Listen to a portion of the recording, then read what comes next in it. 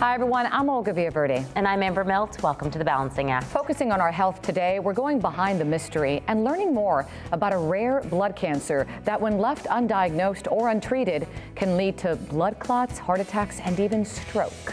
And we've got a way to heal your wounds. It's a simple-to-use therapy that's fast and effective. Being your own health advocate is so important today, so let's get the show started. The Balancing Act begins right now.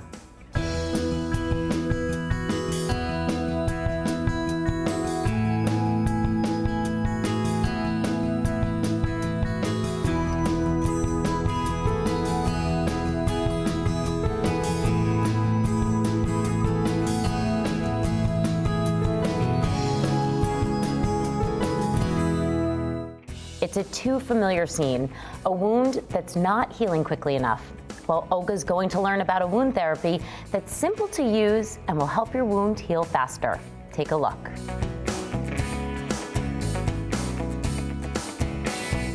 I'm sure many of us can relate to this. Either you or someone you know has a wound that simply is taking way too long to heal. But there's something you can do about it. Joining us with lots of insight is Dr. Allison Garton, a podiatrist surgeon and expert in wound care therapy. Good morning. Good morning. Thanks for being here. I'm happy to be here. Now, before we start talking about wounds and what we can do, I just want to show our audience real quick. We have this, obviously, this display, not very attractive, but this is a very common wound in people today, isn't it? What is it? Yes, this is called a venous wound caused from an underlying vein problem. So it's actually more common than you would think.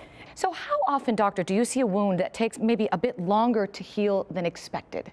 And not just this one, but any wound for that matter. You know, you would be surprised. It's actually much more common than you think. What happens oftentimes is somebody injures their skin, so some minor injury to their skin, and they go about their daily life and they don't think too much of it. Because there's not a lot of pain, there's minimal bleeding, they continue with their daily routine and then they realize it's not healing. So it's very common. And does that occur with any type of wound? It can. Okay. It can occur with any type of wound. Yeah, delayed healing, slow healing can really occur with anybody. And it's really the first thing I always tell people to do is if you recognize that you have a sore, the first thing to do is actually clean the area. Because unfortunately, wounds become infected pretty easily. You know, we're noticing small kids coming in, young healthy kids are coming in with a small wound and it's getting infected because our bacteria in the environment has changed so much over the years that even like a small scrape on a knee, people are coming with infection. So making sure you clean it early on is most important. And why, I mean, what prevents it from healing quickly, or quicker for that matter? Well, there's a lot of things. First of all, it could be somebody who has uncontrolled diabetes, again, an underlying vein problem. They may have a lot of medical conditions that make their immune system weak, such as, let's say you have a patient who has rheumatoid arthritis and they're on chronic steroid use, or somebody who's currently undergoing cancer treatments. All those things slow a patient's healing ability. A smoker? A smoker. So yeah, things you probably already figured out. Smoking, poor nutrition, lack of exercise, those all contribute to poor healing. So are there things we can do to help our wounds heal faster? As a wound care specialist, we have tons of different treatment modalities. But there's something recently that I started to use, and every patient is unique, but I started to use a product called PICO. What is that? PICO is a negative pressure wound therapy device, and it's indicated for using on open wounds or closed incision wounds. Is a dressing pad. And it's this right here. Correct. So tell me what I'm looking at and what exactly it does. So this looks like just a dressing pad, right? Absolutely. But what you can't... Looks like a big Band-Aid. It does. Yeah. It looks like a big Band-Aid. But what you can't see is it's 4 layers of technology.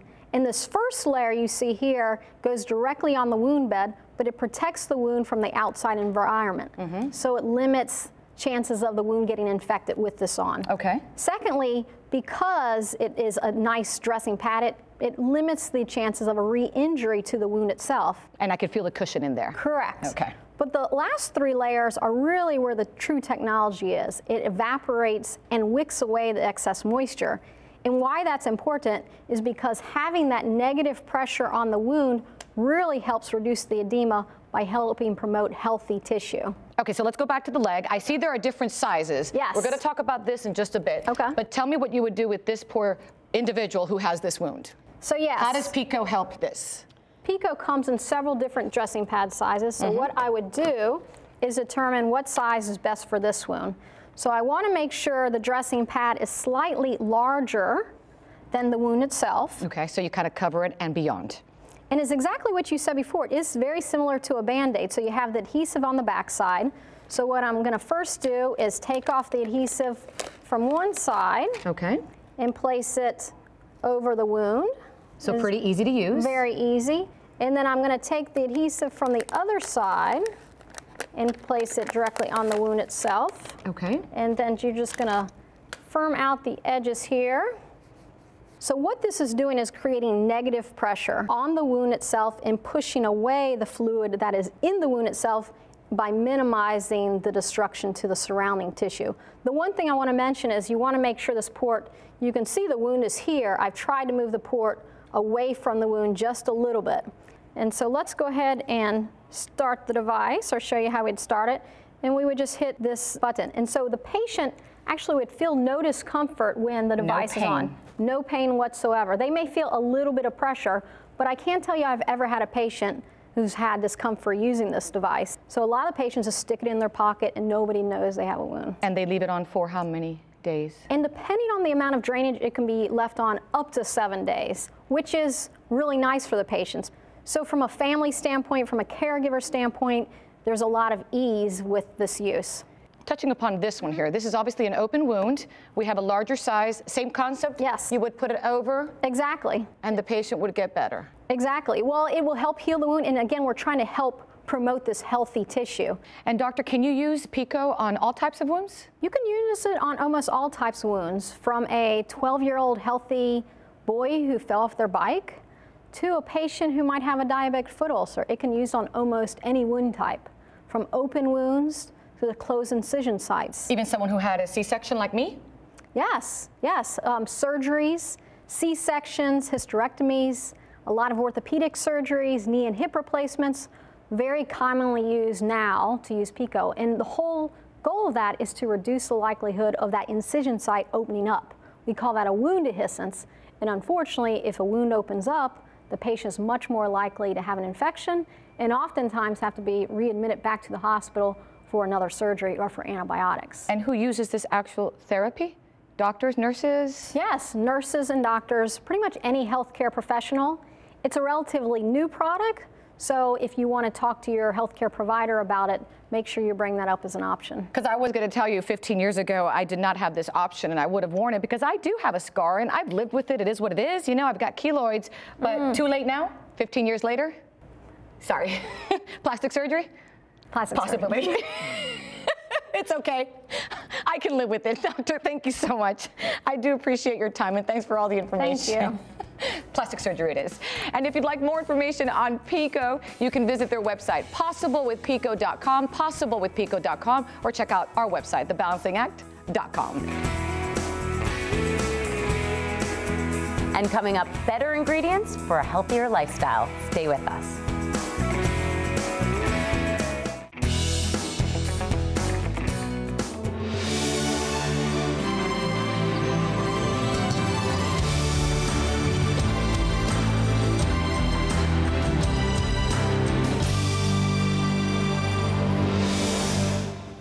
Myeloproliferative neoplasms, or MPNs, are a group of rare progressive blood cancers that affect about 200,000 people in the U.S. Welcome back to our continuing series, Behind the Mystery. Today's topic focuses on a group of rare blood cancers known as MPNs, specifically polycythemia vera, which causes the overproduction of red blood cells, which causes the blood to thicken, and that can lead to serious health consequences. Here to shed some light on this rare blood cancer is oncologist and hematologist Dr. Shahar Pelez and his patient Arthur, who's diagnosed with PV. Thank you guys for being here today. So doctor, let's start by talking about what is polycythemia vera. So polycythemia vera is a rare blood cancer. It's part of a group of diseases called myeloproliferative disorders. In polycythemia vera, the body overproduces red blood cells, which leads to an increase in the red blood cell count, but these patients often also have an increase in the white blood cell count and the platelet count as well. It's a rare disease. There are only about 100,000 individuals with polycythemia vera living in the United States. And with many other rare disorders, it's therefore often overlooked and poorly understood. This overproduction of red blood cells leads to thickening of the blood, which can then lead to blood clots, and that may include DVTs or deep vein thrombosis, but also heart attacks and strokes as well. So doctor, can you tell us what are some of the signs and symptoms of PV that we should be looking for? So many of the symptoms are fairly non-specific. Patients may present with fatigue, headaches, dizziness. Many of the patients report sweats. Itching is a symptom that maybe is a little bit more specific. Patients tend to report more itching after they take a hot shower. Because of something we call splenomegaly, which is enlargement of the spleen, patients may report discomfort or pain on the left side of their abdomen, or something we call early satiety, which is as the spleen presses on the stomach, they report a feeling of fullness after eating just a few bites or a very small amount of food. Now, some of these symptoms sound, relatively common. So is polycythemia vera difficult to diagnose, and do the symptoms present the same in every patient? Certainly the symptoms can vary between patients, and the symptoms experienced and the intensity of the symptoms can vary within an individual patient over time. Some patients are asymptomatic. They may be diagnosed because they have routine blood work that reveals an abnormality with elevations of the blood counts. And so it really underscores the importance of raising awareness of this disease, both amongst patients and medical professionals, so that patients report these symptoms and have them evaluated, and that physicians recognize that these symptoms may represent a diagnosis of polycythemia vera and make that diagnosis and institute the correct management. And Arthur, I'd love to hear a little bit about your experience. You were diagnosed with PV. How did you find out that you had it? About 10 or 11 years ago, following a routine annual physical, my internist felt the blood results were out of the ordinary and referred me to an oncologist hematologist who ran additional blood work and then suggested a bone marrow biopsy. The further blood work showed more abnormalities. The bone biopsy was scheduled. I was hesitant about that, but then fortunately it was a totally painless procedure, and that confirmed the diagnosis of polycythemia vera. So doctor, is there a cure for PV? So there is no cure for P. vera, but with the correct follow-up with your doctor, the disease can be managed and the symptoms can be controlled. Do you have any advice for people out there who might be finding out that they have polycythemia vera? The best advice is find a good oncologist hematologist and follow up as often as possible, as often as he recommends, to make sure the blood values are kept somewhat within check. And also check the website, voicesofmpn.com is a good resource for information. Well, thank you both so much for being here. Thank you, Dr. Pellis. Thank you, Arthur. And as Arthur mentioned, if you want to have more information on polycythemia vera, you can visit voicesofmpn.com, or of course, you can always go to our website, thebalancingact.com, for more information.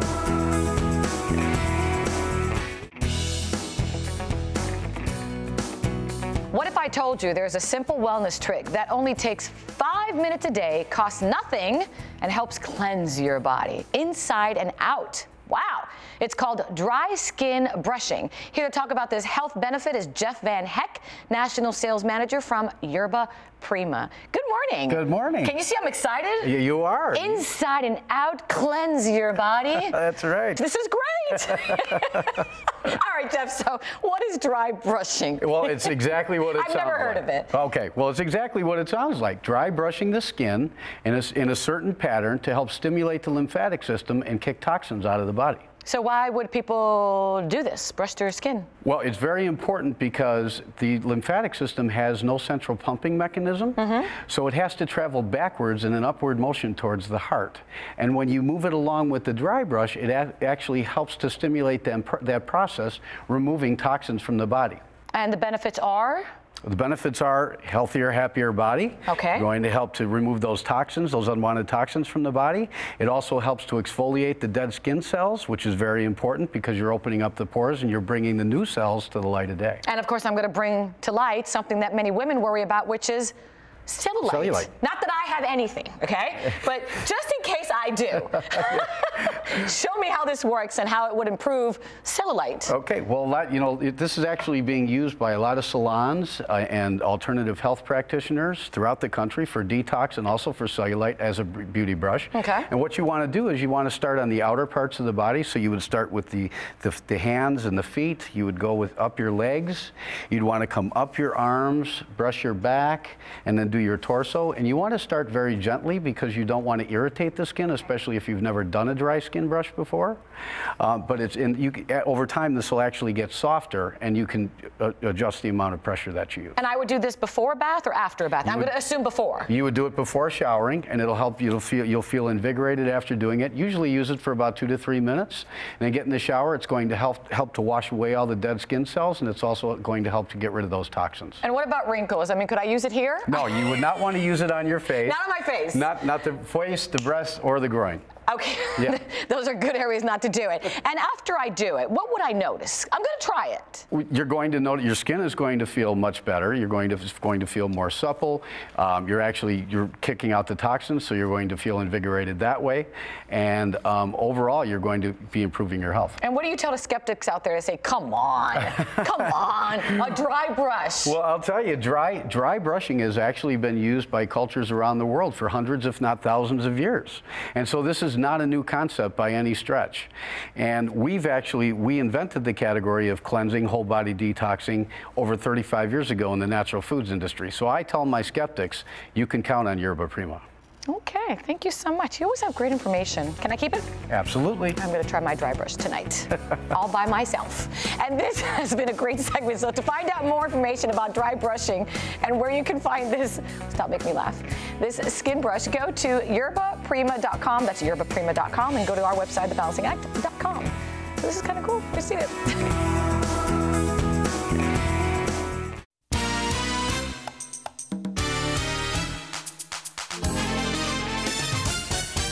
Welcome to my kitchen. I'm Ralph Pagano, and this is Quick Bites. Today, it's going to be epic. Maruchan ramen noodles and the hamburger come together in one bite sensation. Now check it out. This is how easy it is. I've already cooked up some noodles. I've got it right over here in my station. I'm going to crack the eggs into my bowl. Whisk it around a little bit. Over here, I got one package of chicken-flavored ramen noodles. But you can use any flavor you like. You like the beef one, you like the pork one. I like the chicken one. Flip it in and mix it around a little bit. Take a little bit of the noodle right in with your noodle. Watch how easy this is. Plastic wrap goes in on top of the noodle. Press it down, pop it in the refrigerator, 15 minutes, 30 minutes, let it get settled, and check it out. This is what it looks like. So easy. I'm just gonna pop it out with my hand. Into the pan, I've already got a little hot with some vegetable oil. Hear that little sizzle? That's gonna crisp up so nice. I've already got a couple of ramen noodle buns. I've got a beautiful brisket, short rib, and chuck hamburger, topped with a little bit of Gruyere cheese. To that, I've got some scallion. Now I got a fried egg I'm gonna put on top of it. I got a little bit of arugula for the pepper. Who don't like arugula? Put a top on it.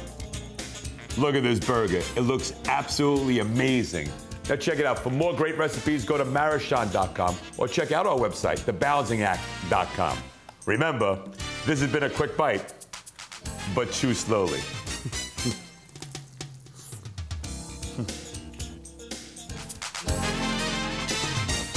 Thanks so much for joining us. Remember, you can head to our Facebook page and our website. We've got lots more there for you. Thanks for watching again, and we'll see you next time.